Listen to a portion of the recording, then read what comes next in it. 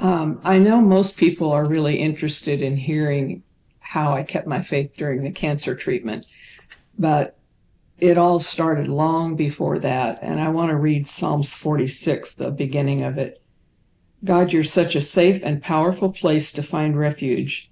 You're a proven help in time of trouble, more than enough and always available whenever I need you. So we will never fear, even if every structure of support were to crumble away. We will not fear, even when the earth quakes and shakes, moving mountains and casting them into the sea. For the raging roar of stormy winds and crashing waves cannot erode our faith in you. And that has been my experience through life. The first really, really difficult time I went through was when my ex-husband walked out on us and left me with 2 kids alone. And my daughter was 7 and my son was 10. And the first 3 years, I really thought I'd die of a broken heart. But God stepped in and he really took care of us. I was fortunate to have a job working in the district attorney's office, so I made good wages for that time, but it was not enough to fully support us. And I knew that I needed to continue tithing no matter what.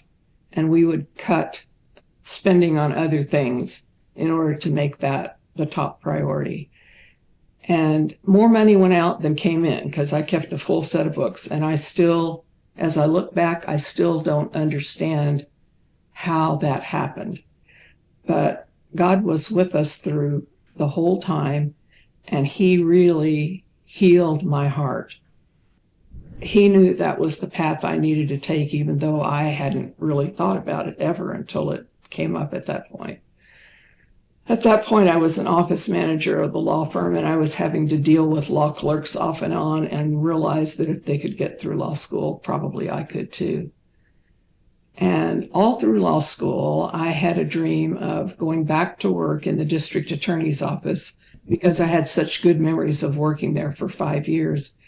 But by that point, I had changed jobs, taken a big cut in pay, and started working for 2 of the judges in Ventura that I had worked with in the DA's office, because before that I was making 100-mile-a-day round trip from home to work, back to school, and home again, and it was exhausting. So I kept my dream going.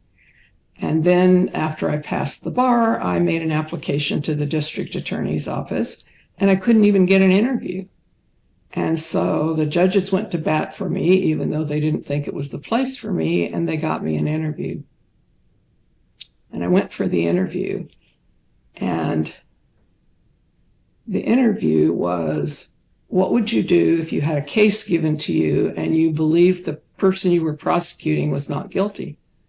And I said, well, I wouldn't prosecute it. Well, what if your boss told you you absolutely had to? And I said, well, I'd do everything I could to convince them all the reasons why, but I couldn't prosecute it.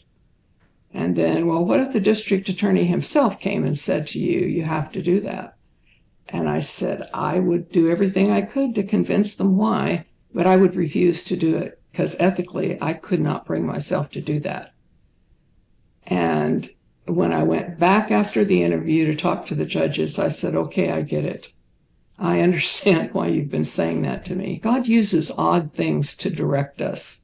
And I had gotten to know several people in the public defender's office while they were sitting back in chambers during court breaks. And they kept encouraging me to go there. And I thought, oh, I really don't want to do that.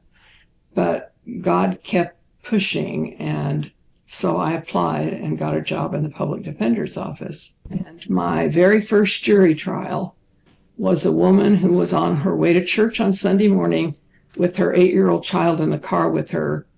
And as she got on the freeway, there was an off-duty highway patrol officer who kept trying to keep her from getting on the freeway.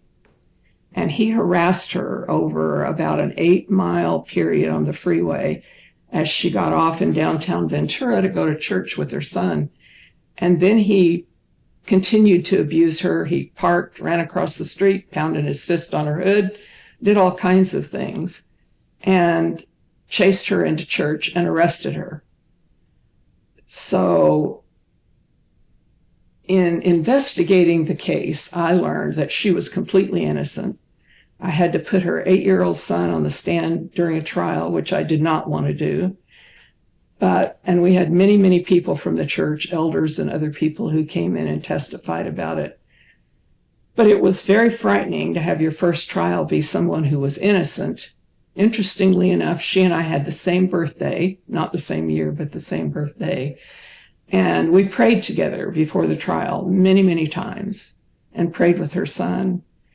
And the jury found her not guilty and wanted the off-duty highway patrol officer prosecuted for perjury.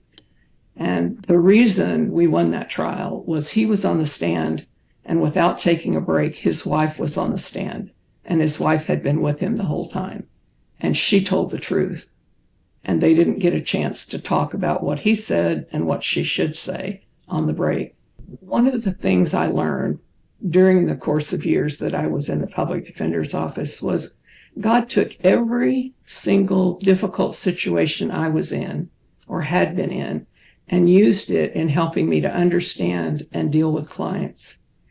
And I had a policy of I didn't go to the jail and talk through the glass. When I went to the jail to talk to a client, I went through all the security stuff and met in a room with them face to face, because I believe if you want someone to trust you, you have to trust them. And I think God really put on my heart the things like that I needed to do specifically. And several hundred clients over the years said to me, "You're the first person that's ever treated me like a human being." And it just broke my heart, and I get chills and almost want to cry now thinking about it. Because how are we treating people in our lives if we're not treating them as human beings equal to us? They're certainly equal to us in God's sight, and they should be in ours too. And during the time I was working in the public defender's office, the next horrendous thing happened. My daughter was on a motorcycle, and she got run over by an 18-wheeler. And I was off work for 4 months and back with her in Tennessee. And the first 3 weeks, they didn't know if she would live or not. But we had lots of people praying for her, and the doctors said she did better when I was in the room with her. So I spent at least 20 hours of every day in the room with her with my hand on her arm or leg, which they said was really helping her do better. And it was a horrendous process of amputating her leg below the knee and then above the knee and then more, and piecing her arm back together and a variety of other things. And just to tell you how good God is, not only did she live, but she can type with that hand, and she types faster now than she ever did before all the injuries.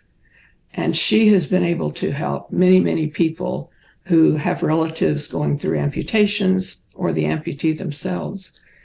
And God kept me afloat financially, but boy, did he keep me fortified spiritually.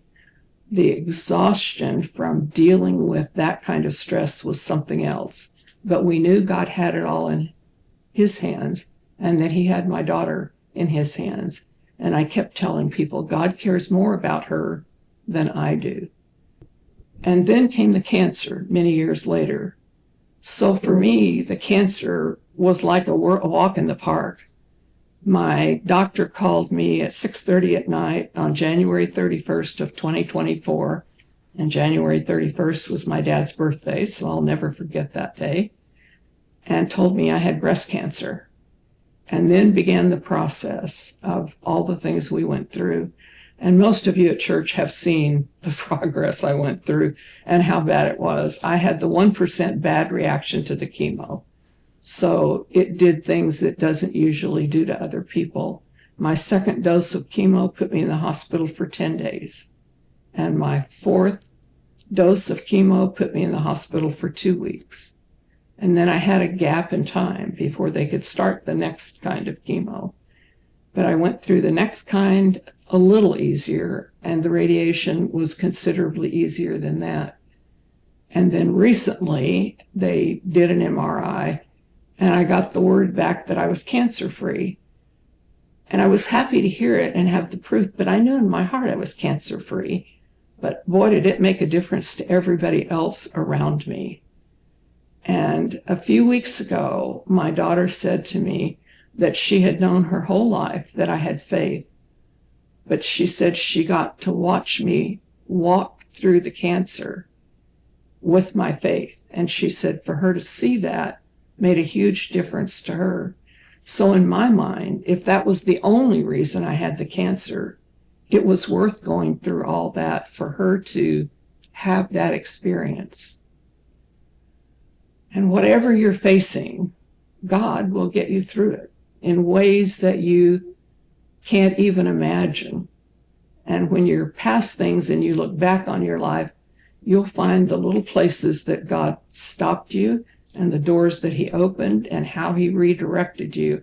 It's easier to see afterwards than it is while you're going through the middle of it.